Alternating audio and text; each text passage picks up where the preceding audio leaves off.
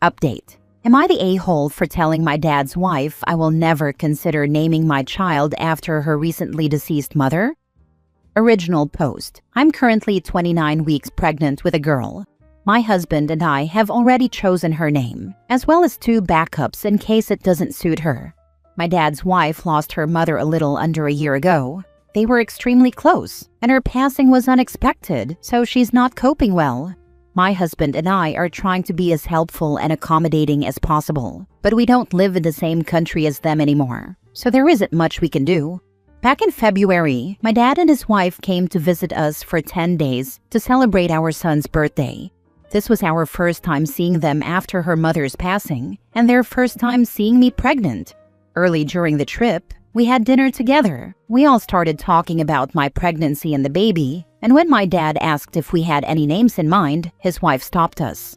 She asked us if we could consider naming our daughter after her mother. She said she had been wanting to ask us this since she learned we were having a girl, and it would mean a lot to her if we could honor her mother like that. I don't think I have to justify why I wouldn't do that, but in case I do, I never liked her mother or thought of either of them as family. Even if I did, my husband doesn't like the idea of using our children's names as tributes, so we wouldn't name them after any of our deceased loved ones. My husband and I were taken aback. My dad looked a little awkward, so I think he was already expecting her to bring that up. I said I was sorry, but we had already chosen the name and weren't interested in changing it. The mood died a bit, but we did manage to change the subject and enjoy the rest of the evening. My dad's wife was quieter than usual for the next few days, but she didn't bring it up again until the final night of their trip. Everyone was at our place. She pulled me aside and, once again, expressed how perfect it would be for us to keep her mother's memory alive by naming a child after her. She started talking about how much she would have loved it and how a beautiful name such as hers shouldn't go to waste.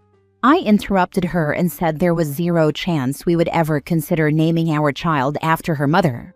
I told her it would never be up for discussion, and for her own sake, she needs to accept that and stop bringing it up.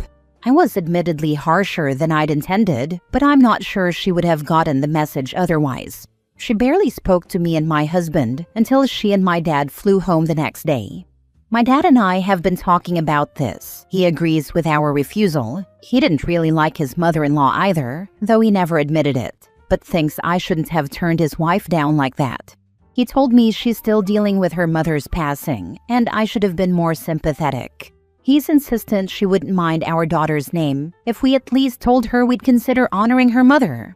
I don't think humoring her would have been the best call, but I am worried I was too harsh. Am I the a-hole? Now for the top comments before reading the update. You owe her nothing, especially since you just call her dad's wife, so she doesn't even sound like a close stepmom. It's sad that her mother died, but what does that have to do with you or your unborn child? Don't let her emotionally manipulate you into changing your mind. My dad started seeing her when I was already in college, and he wasn't interested in remarrying at the time, so I never really registered her as family. I did live with them for a little while, but we had wildly different personalities, so we were never really close. Not the a-hole. She didn't take no when y'all politely said it, so harshly was the only way to get your point across. It's always weird when someone asks you to name a child after someone. It wouldn't even mean the same if you didn't do it, because you wanted to. When my son was born, my dad joked that his name was available, but didn't say anything besides that, and didn't complain about the name we actually chose. He later told me it was a joke, and he always thought that was a bad idea.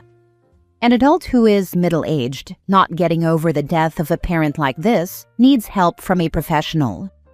Again, they were extremely close. They take trips, go to concerts, and spend hours on the phone together, even after I moved out. I heard her refer to her mother as her best friend once.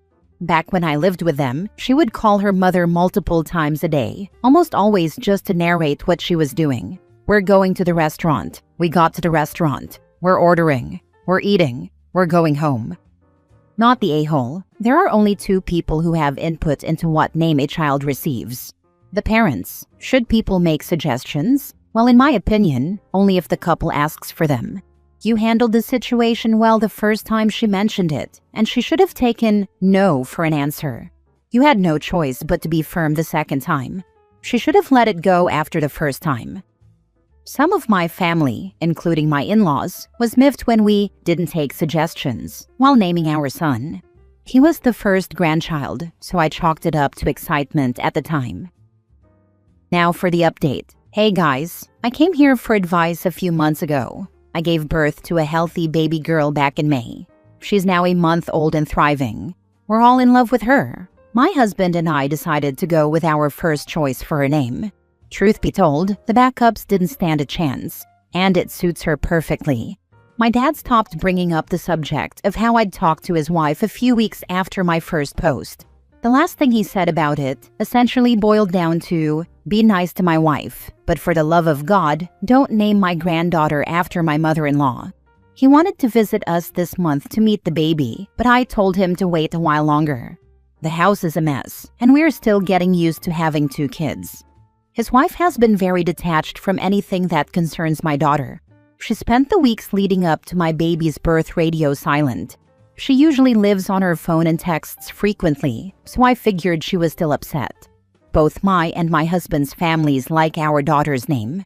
My dad in particular complimented it a lot. His wife did not react to it. My aunt visited them recently and later told me that while my dad would show her pictures and videos of my daughter, his wife avoided the topic entirely and was cold whenever someone tried to get her to engage. To be clear, none of that ever bothered me, but this behavior was very out of character for her. When I was pregnant with my son, she created a group chat with my whole paternal family and her mother to start a countdown for his birth. She was my only acquaintance who protested when I said I didn't want pictures of my child posted online. About a week ago, my dad's wife called me. She reiterated that she felt I wasn't being very understanding of what she's going through, but apologized for how cold she's been lately. During the call, she explained that losing her mother had made her regret her decision not to have kids. Her mother had always wanted to be a grandmother, and she wishes she could have given her the opportunity to experience that. She took her mother's passing very hard, and it made her reflect on various things she wishes she'd done differently. But the news of my second pregnancy intensified that regret in particular. My dad's wife said that she'll always wish I'd named my daughter after her mother, but still accepts the name I chose. She also told me she'll start seeing a therapist soon. I was mostly quiet during the call because, frankly, I didn't know how to react. Having since had time to think about what she said, I'm a little freaked out. It's still hard to explain how I feel, and this isn't even close to my top concern right now, but I didn't see this coming. I almost feel bad admitting this, but I'm very glad we're in different hemispheres. I can't imagine what she's going through, and I wish her nothing but the best, but I don't think being close to my family right now would be good for either of us. Thinking back to how I handled things when she first asked us to use her mother's name, I'm pretty sure I made the right call. I sincerely wish I'd been more polite, but humoring her would have probably led to a much bigger headache. I'm not sure when we'll see her again, but it won't be until next year. My dad will come visit us in October, but she won't come with him. When she does meet my daughter, I hope she's doing better. Right now, I'll focus on my children. Postpartum sucks, and my husband and I are still getting adjusted to being a family of 4, but we love both our kids so much. I don't know how I got so lucky. I almost definitely won't post again. I am very tired and very busy, and I don't expect that to change anytime soon. Thank you.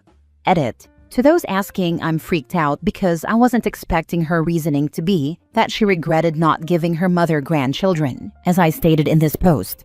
I sympathize with her grief, and I'm glad she's decided to get help. I think your stepmom was and is going through grief from losing her mom. She was hoping that by you naming your daughter after her, it would make it feel like she was still around. You did well by not naming your daughter after her. The good news is, she realized it, has apologized, and is seeking some grief counseling. I got my boyfriend a bracelet that has a small picture of his dad in it. His is a black leather braided strap with a small silver circle with the picture. You have to hold it up to the light to see the picture, so it's more than knowing what it is that makes him feel it. There are all types you can get. I chose a more masculine design, but there are more feminine ones you could find. I did a Google search and found the style I liked. The gift could be an apology for being harsh, but also a nice token of, I know you're going through it, and thought this might be a nice way to help you carry her with you. I'm very glad she's decided to start therapy. I feel like acknowledging that you need help is a necessary step, but actually going through with it is harder than it looks. I have a different experience with grief than she does. There was one specific time in my life in which I lost many of my loved ones very quickly. I've discussed that in therapy, but I regret not working through it sooner. Not the a-hole. That wasn't an apology. That was a justification for her actions. She still thinks she is in the right and probably believes you are doing a disservice. Money down, she refers to the child with her mother's name back in her area. I wouldn't let that happen. I don't doubt that. Good luck with the little one. My best piece of advice, don't let her arrogance control your life. This isn't impacting my children in any way right now, so I think we'll be okay. Last story. Am I the a-hole for refusing to go home to my parents even after they called the cops and CPS? I, 16 male, went to my best friend's house 3 weeks ago and refused to go home even after my parents got CPS and the cops involved. My parents are still fighting to bring me back to them. They talked to my best friend's parents, and the adults had a several hours long talk. Afterward, my parents told me they'd change and they wanted to make things work. But I told them I didn't trust them and that living with them comes with so much negativity and rejection that I'd rather be someplace where the people around me want me there. My parents told me they want me and that they never ever said otherwise. I said they did a crappy job of proving that to me. And then my parents told me I was punishing them for the actions of other people. The reason I left is basically my whole life's worth of family issues. My dad was divorced when he met my mom, and my mom's first husband had died. I think it was a year after my dad's divorce and 2.5 years after my mom lost her first husband when they met. My dad had 2 kids and my mom had 3. My half-siblings are 13, mom's oldest, 10, mom's middle, 9, dad's oldest, and 8, mom's youngest and dad's youngest, years older than me. My half-siblings hated their step-siblings and their step-parent. Before I was born, there was a ton of fighting. It got worse after I was born. None of my half-siblings liked me, and when I was 6 months old, my dad's ex-wife died, which created even more problems and hate, according to extended family. I don't know all the details, but when I was 3, my parents left me with my mom's oldest to babysit, and she left me in the house alone. My dad came home and found me, and my half-sister was nowhere to be seen. When mom confronted her about it, she told her she'd left maybe 4 or 5 hours before. It was something my extended family on dad's side talked about for years after, and I'd hear it being brought up every few weeks. Apparently, when I was little, a bunch of my toys were broken by my half-siblings. They'd kick or smash them so I couldn't play. I don't remember them doing it, but my dad admitted it happened, and he told me once he was glad it stopped by the time I could remember. I remember a lot of fighting, and I remember my half-siblings being really mad at me when I had no idea why. They always told me to stop calling them siblings or half-siblings, and to say we weren't family because we weren't. And I'd see them fight each other, step versus step, and then say the same mean stuff about me, but they still hated each other too. Whenever I was left with them, they would either lock me in my room or lock me outside a few times.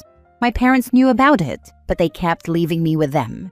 Other times, my half-siblings fought our shared parent because our parent would offer to drive them somewhere, and they'd say no way because they didn't want to be in the car with or next to me. My dad's kids even threatened to open the car door next to me and let me go if they had to sit next to me. Whenever I had a family birthday, they'd refuse to join in and would say stuff like they'd rather be dead over my dead body. I don't give a damn about him, or why would we celebrate nothing? They all moved out eventually, but my parents still saw their own kids a lot, and they'd join in for family celebrations as long as they weren't my celebrations. They'd always make a point of not being close to me. They refused sibling photos with me in their steps. At Christmas, they would come and bring gifts for cousins and leave me out. My extended family never cared more than my parents did. All my extended family were good for was telling me more about the stuff that happened before I was born or could remember. When my mom's oldest got married, she told my mom I wasn't invited. Neither were the steps. And dad wasn't welcome either, but she guessed she couldn't stop her from bringing him as a +1. My mom and dad forced me to go anyway, and mom's oldest made a point to let it be known I wasn't wanted there. They tried to bring me to a baby shower for her too, and her husband would not let me in. Dad's oldest got married, and they forced me to go to that uninvited again. This time it was a smaller thing, so they refused to let me in, and my parents tried to fight it and basically made me watch as I was rejected over and over again the whole day. My parents still let my half-siblings into their house, where they were nothing but mean to me. My half-siblings who are married have spouses who ignore me. My mom's middle kid is getting married, and again I'm not invited, and my parents were planning to pull the same stuff again. They planned it even though she was rude when she came to our house like a month ago. My parents said I'm their sibling and all this other stuff. I realized they would never do better by me. That's why I left, and why I refused to go back.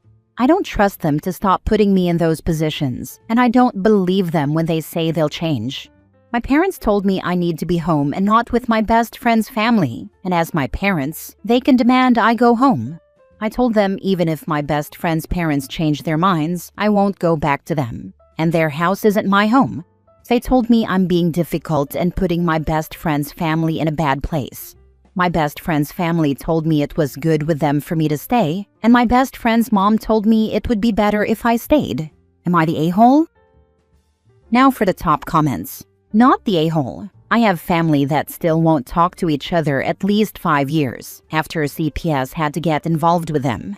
It's a hard situation, and feelings get very hurt when outside forces have to be involved. You're hurt, and that's very valid. Them calling the cops and CPS made me realize that stuff like that should have been done when I was left on my own at 3 for hours, or when I was locked out as a little kid with no way to get back inside. But nobody cared then, and my parents doing it now when I'm safe was really annoying. Have you told them that? Have you asked them why they are involving CPS now that your toys aren't broken anymore? Now that your life and safety aren't threatened anymore? If you want to let all of your frustration out, you could ask a meditation and therapy session where you can spew everything they allowed to be done to you without them having the chance to say that's disrespectful or fair. I did. They told me they were so sorry they didn't act sooner and they'll change. But I don't believe them. Maybe that sounds jaded, but it was only a few weeks ago they were insisting on forcing me to another wedding I'm not invited to and not wanted at. God, that's awful. I was pretty sensitive to rejection as a kid. I can imagine how badly this would affect you. To be forced into that situation again and again by your parents, a few times could be clueless, but it feels almost mean-spirited to make you the brunt of so much hate. You were and are a child for Pete's sake. Not the a-hole. Stay where you feel safe. I hope the best for you. May you be free of all of this and gain a found family who treats you with the love you deserve. My parents would always skip talking about the rejection and go to how I deserved to be there, that I was family, I'm the sibling and stuff, as if that made up for being rejected at every turn. The fact they could be so obvious about it shows the people around them know and support it too, so it's not like I'd have a good time even if my parents forced me in.